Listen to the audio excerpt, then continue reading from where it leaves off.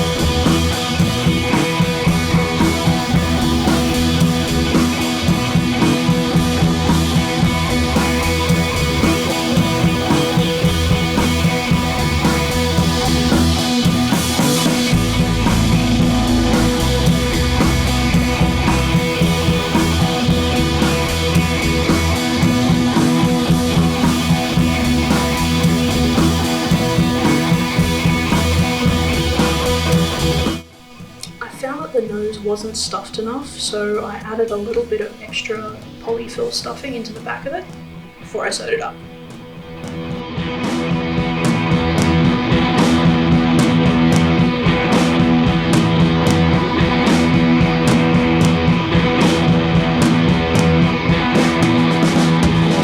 And then the final step is just to pin it in place and glue that bad boy on.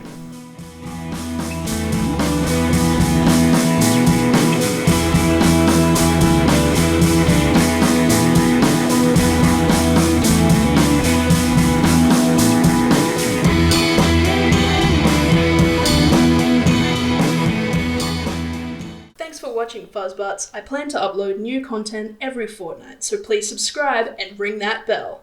And don't forget to absolutely obliterate that like button. Check out my website and Twitter in the description for all of my latest fursuit projects.